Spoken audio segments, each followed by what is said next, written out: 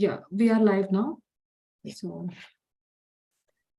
good evening, delegates and all the participants.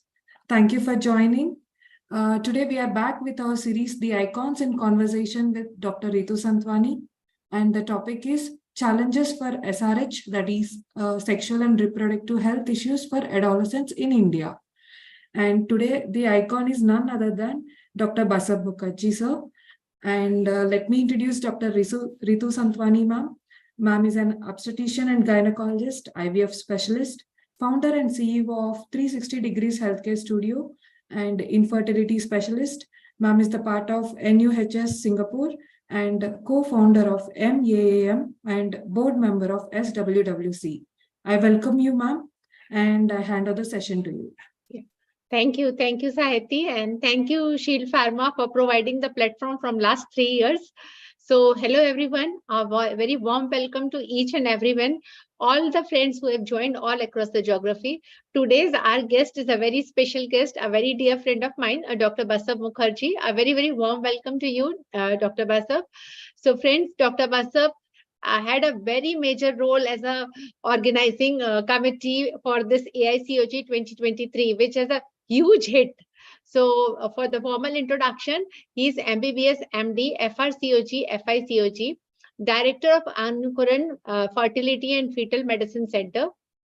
He is a Vice President for FOXI 2022-23, FIGO Regional Coordinator, Safe Abortion Committees 2017 to 2023.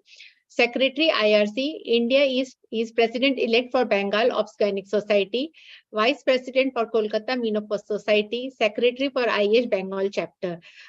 Many more accolades with him. A very warm welcome to you, Dr. Basab. So friends, as all of you are aware, this September month is the Sexual Health Awareness Month. And yesterday on the 4th September, we had celebrated this Sexual Health Day, and the theme of this year is the advocating the safe sex practices. And we all know the adolescent in India plays a very important role. The population is estimated around 253 million. So now how to deal the sexual and reproductive health issues among them, Dr. Basab is going to share with us, and post his talk, we can take the question answers, whatever we are receiving live.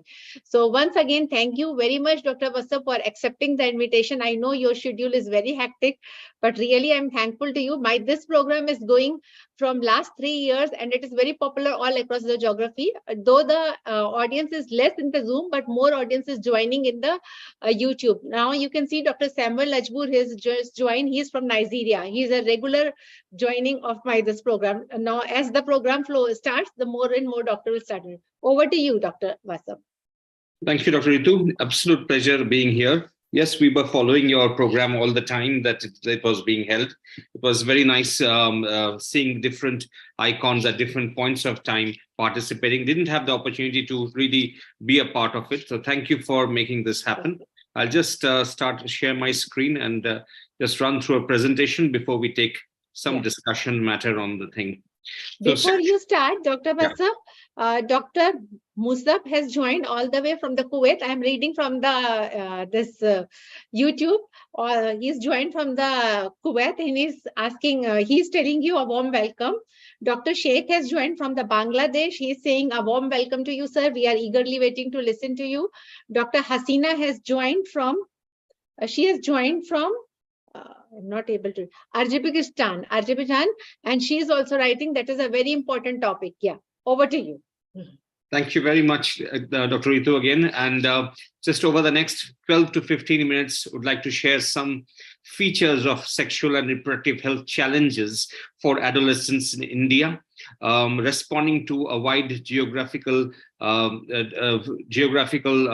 audience. I'm sure that in many of your countries too, you will have similar problems which your adolescents do face.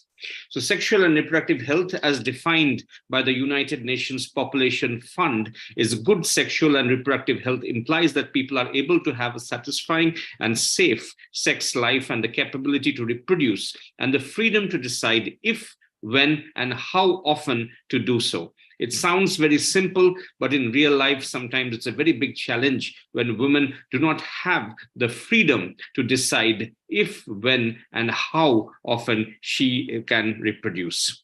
So sexual and reproductive health is an indispensable part of the universal human rights and has been enshrined in various policy documents and international conventions like the ICPD Program of Action 1994, Convention of Elimination of All Forms of Discrimination Against Women in 1979. So protecting adolescent health is all what you need. We need families who protect and nurture. We need health care which is responsive to adolescents' needs, schools that promote healthy development, clean air, adequate water, sanitation and hygiene, something which a lot of people may take for granted in some developed countries, but in developing countries, in the rural areas, it may be a challenge in many places, a transport system that is safe, and laws more important to protect the rights of adolescents. So the challenges in SRH issues for adolescents in India, which I would like to highlight in the next 10 to 12 minutes, is lack of access to sexual and reproductive health information, teenage pregnancy, unsafe abortions, just touch on that, menstrual hygiene, gender-based violence, and HPV vaccination. So we will be touching on some of these issues and trying to dig into what could be the possible solutions as well. So lack of access to SRH information and the aftermath, there's increasing challenges to access information, especially in the unmarried.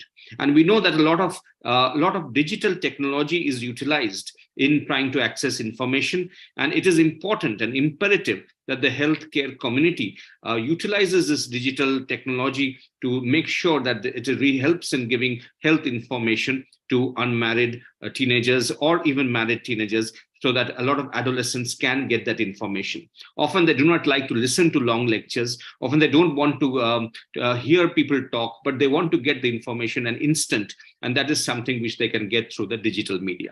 Socially stigmatized and scrutinized, they're often taken as you are kids, you are not ready for your adult life, you're not ready to have sex. And that is something which is an unfortunate part of it, but sometimes we are responsible for all that. Failure to acknowledge adolescents as sexual beings. We don't know when they transition from adolescents to adults, and sometimes we miss it ourselves as being parents or even being guides. So I think that's something which is important. You must be very carefully aware when there's sexual orientation, the sexual awareness happens, and when they do become sexually active, that they should need the necessary protection, because when people have sex, they do not understand, they do not want to be having unintended pregnancies, they do not want to have sexually transmitted infections, and that is something which they need protection from, and they need that knowledge to do the same. Stigma around premarital sex, especially in girls, that's a big no-no in some of the countries still. Some people still haven't dawned to the acceptance that there are a lot of girls in our society who are sexually active before marriage, but a lot of people find it difficult to accept that fact. Limited availability and accessibility of SRH services. The services are generally for maternity, for other things, and not always for adolescent friendly. The POCSO Act in India, there is an act where any sexual activity less than 18 years has to be reported to the authorities, and that makes sex below the age of 18, if it is aware to the medical practitioner, a reportable offense. So you need to report it to the police, and then you need to give the services, which is very unfortunate, but that is what is the truth in India. Adolescents and young adults are not a homogeneous group. Sometimes we all pool them together, that you're less than 18, you don't understand what I'll be talking about, or you're more than 15. So I think it's important to really know the age, sex, stage of development, life circumstances, and to access that they have to quality education, life skills development, place of residence, opportunities for collective learning, sharing, socioeconomic conditions before you're able to judge them. So they're not a homogeneous group, and all of them are different and individuals which they have to be addressed separately. So you need to be responsive to their needs, feelings, experience. You treat them with the respect they deserve. Easy to say, sometimes difficult to do. The older the healthcare provider, sometimes you're biased with their own bias, and that is something which comes into the discussion with the adolescent, and they often do not like it. Acknowledge the potential to be a part of the solution. Involve them in trying to make the solution, rather than there be just you are the problem, I'm the solution. That should not be the approach. Also need to address the marginalized, the vulnerable, where you have a migrant population, where you have LGBTQIA+, people with special needs, and this is a very marginalized, vulnerable population which we hardly speak about, because most of the attention is to the normal other people who we are hardly who we have to take care of. So pregnancy and childbirth is the complications are one of the leading cause of death among 15 to 19-year-old girls. And now this is again a very important issue and a problem. One of the things to do is stop child early and forced marriages, provide comprehensive sexual education, information counseling services, and of course, pre-pregnancy, pregnancy, birth, and post-pregnancy care. So teenage pregnancy in developed countries is usually outside marriage, but in developing countries is usually the result of early marriages. So in India, there are several states where there's a large population or a percentage of population where teenage girls are getting married. It is coming down with time, but still there is a long, long way to go. So there's some states of Bihar, West Bengal, Jharkhand, Uttar Pradesh, which have reported very high prevalences of child marriage. So teenage pregnancy risk factors, there's social deprivation, lower socioeconomic status, low education achievements. The risk factors are having teenage parents themselves, and poor transition of school to work at 16, sexual abuse and mental health problems. So there are issues with teenage pregnancy. It's just not like a normal pregnancy. There are more chances of hypertension in pregnancy, STIs, substance abuse, anemia, and in the intrapartum, preterm, prolonged labor, obstructed labor because of not yet developing of the maternal pelvis, and postnatal depression and difficulty with coping up with things. The primary prevention of teenage pregnancy is again back to the old days of sexual education in schools. A lot of people have it, some people do not have it, some people are shy to discuss about it. Some teachers need also some orientation in some countries. Youth and child development programs, which particularly combine the learning support for those who struggle academically, relationship skills, parental involvement, and also the different challenges which teenagers face. Secondary prevention, if they're already sexually active, you must make sure that they have enough of knowledge on contraception, because as we said, people who want to have sex do not want to have unintended pregnancies or infections. So for that, they need the proper protection, which they need help from us, which we need to do. Shifting focus from teenage pregnancy to a little bit about menstrual hygiene. So menstrual hygiene, this is something which was a survey done in India. And this is something where awareness, use of materials and hygiene and access to products, very interesting results. Only 13% girls are aware of menstruation before menarche. So the discussion hasn't taken place till the bleeding actually starts, and how embarrassing it will be for the girl to have her first menstruation in school, where everything is wet and red and everybody's laughing at her.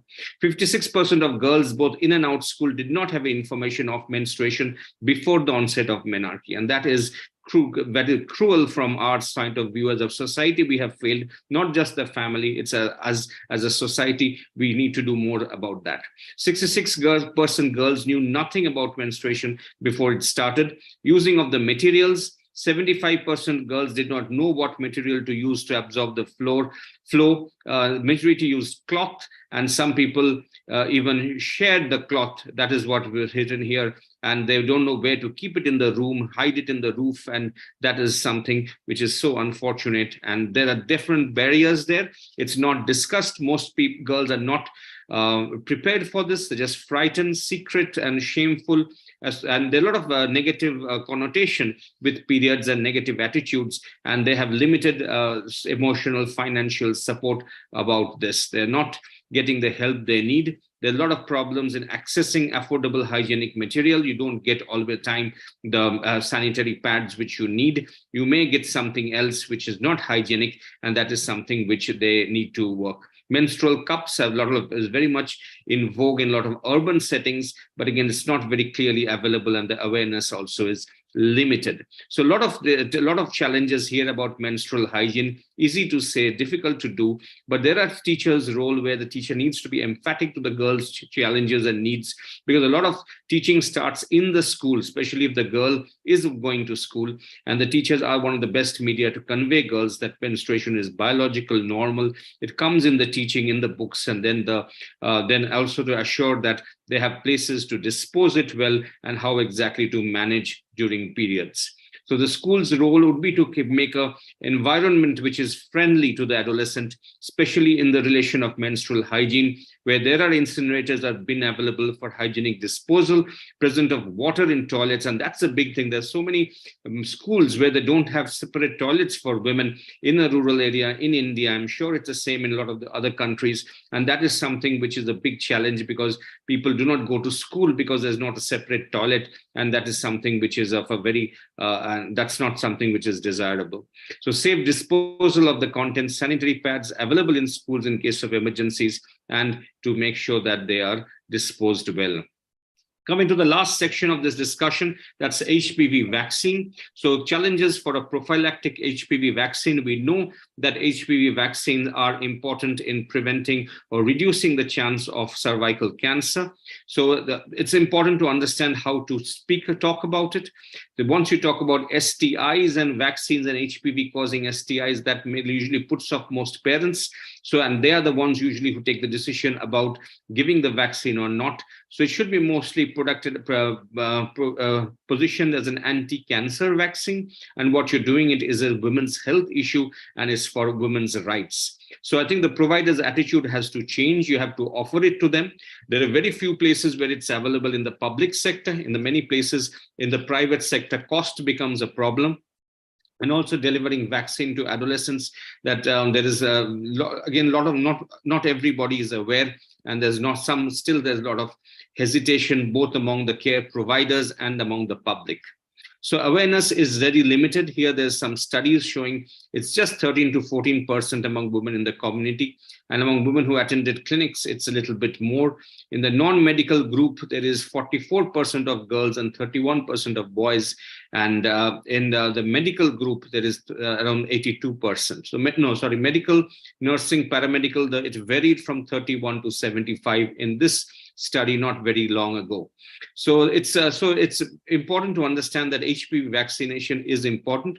The reasons why some thought the vaccines were unacceptable was social stigma, expense, not genetically produced. Some people think that we are God will save us, or we don't need to take all these artificial things, and they have some crooked way of thinking, and that's sometimes which prevents them from taking life-saving vaccines.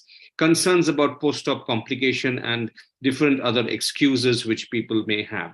Solutions for successful implementation starts with a political commitment, state technical advisory groups, awareness initiatives. Every drop counts. So every time you go and spoke to a parent, a girl, a teacher, you are making a difference. Allocation of adequate resources. That's again coming from the top, but also you have NGOs putting in some funds there. Intersectorial coordination, so you don't have stockouts. Of course, a positive attitude of parents, community, and good support from printed, electronic media, and committed staff.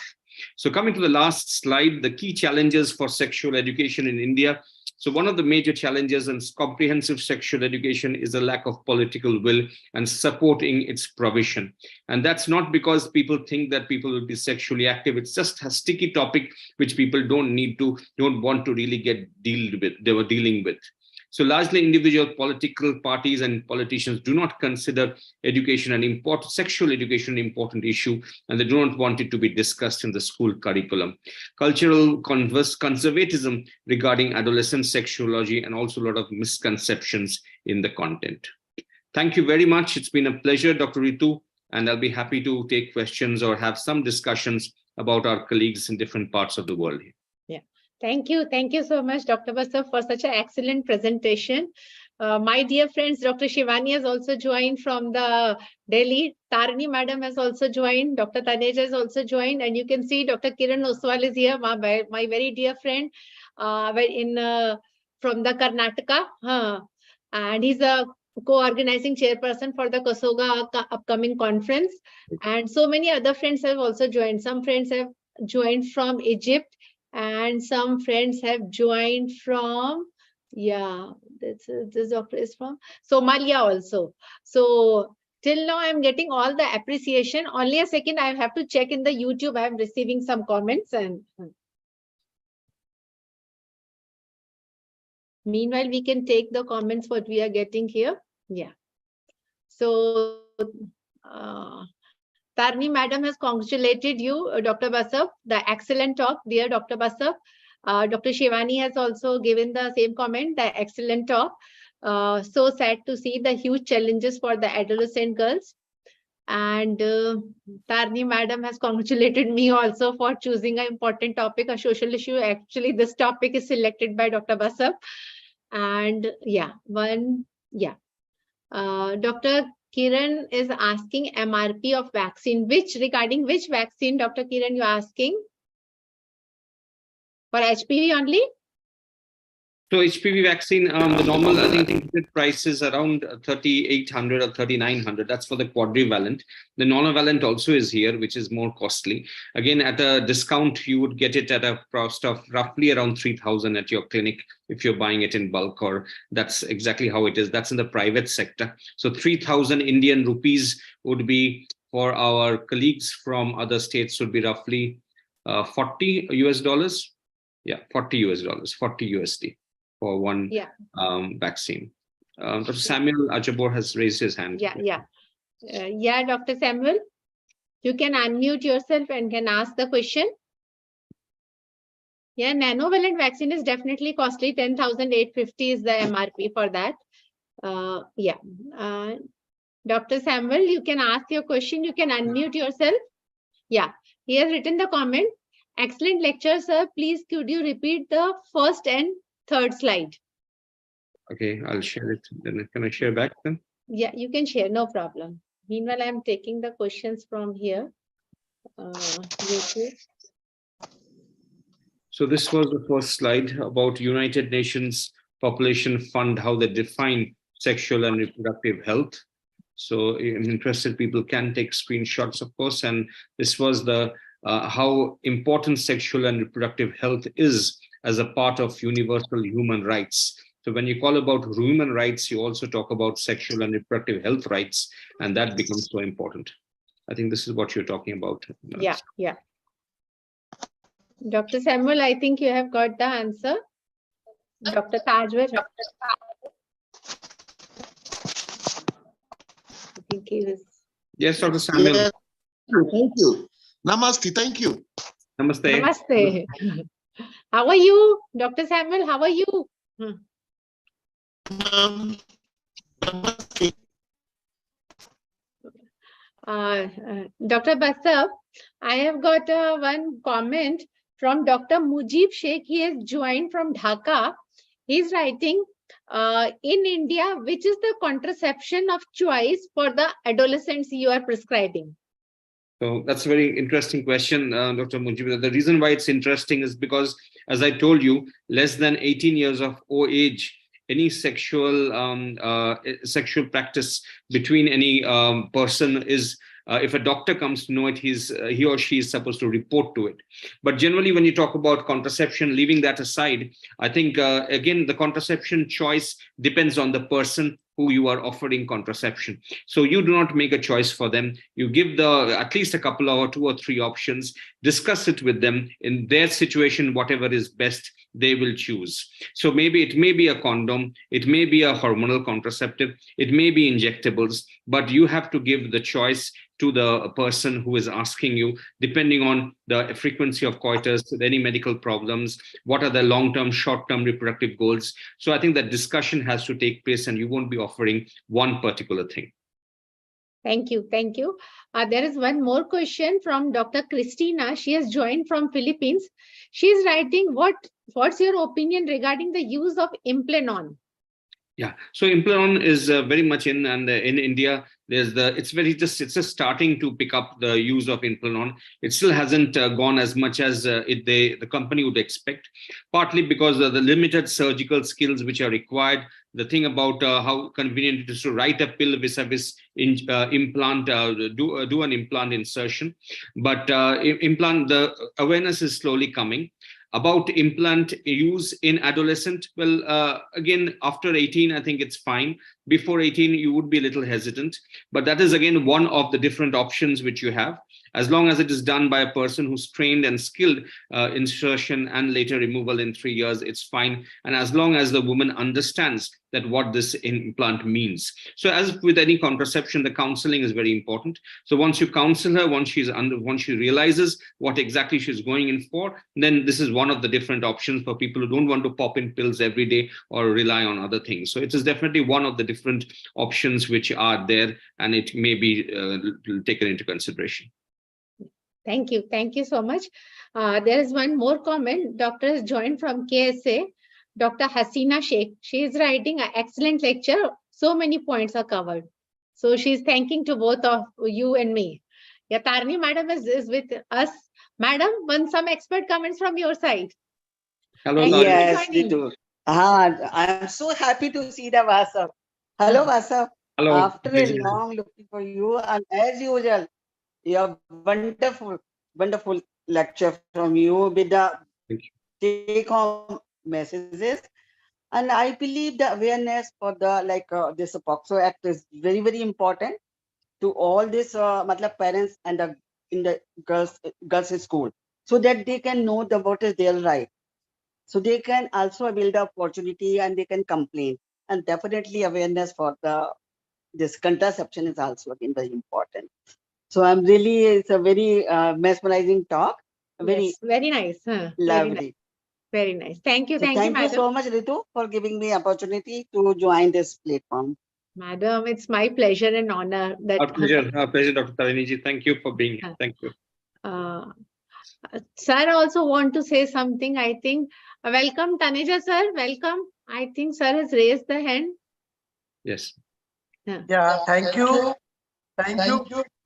It was a great presentation. I enjoyed it. Though it's not my field, but it was most of the talk was general and eye-opening to a social activist. Thank you. Thank you very much. Thank you, Sanjay. Thank you, sir. Thank you. Dr. Basab, we have received one more question. One more comment from Dr. Rasab. He is citing the wonderful lecture. We want more lectures like this.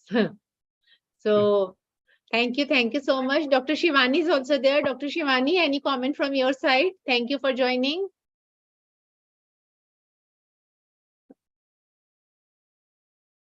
I think we had finished all the questions what I have received. So thank you once again, Dr. Basab, for joining with us and sharing your thoughts with us. Thank you, Dr. Kiran also. Yeah, Dr. Shivani, you want to say something? Dr. Shivani? Yeah, sorry, my mic was on mute. No problem. Thank you for joining. Most welcome. I just wanted to ask Dr. Basab, like there are vaccines, so many are available. So can you tell us what is your vaccine of choice for HPV? Like what is it that you are using commonly, and are you giving single dose schedule or are you using multiple dose? So, Dr. Shivani, thank you for that question. Thank you for joining. So the one which we're using are the quadrivalent vaccine. The MSD1 Gardasil is the one commonly available, and that is what we're using. The non-avalent one, that option we are discussing with our patients. A lot of them are not opting for it straight away. The way you give it is we still hanging on to the 0-6 policy, which is standard after the age of 15 and a 0-6 before the age of 15. The single dose HPV, though, which has shown to be quite effective, is not yet brought into the recommendations yet. So we're just waiting for that to come through. Till then, if a patient can afford and a patient can understand, for a 70 to 75% protection, we would like to continue with the 0-6 in a after 15-year age group and a 0-6 before 15-year age group. Yes. Yes. Okay, that's great. Thanks. And what about this Indian vaccine had come? So you have any experience with this? Is No, it? I think Shivani, I think we need to watch the space, Dr. Shivani. We need to watch the space. I think we will be over time. We will be using this new vaccine more, and we will be getting a better idea about it. So just hearsay and limited experience, I would not like to comment. So let us wait for it's already in the market. It's already available. It's already started being used. But I think we'll just wait and watch for some more months before starting to comment on it. Okay. Here also we are using the same Gardasil only. Yeah. And as you said, 026 Abhi, but we are reading so much about it. So I wanted to know your experience. Thanks so much. Thanks, Yeah. Ritu.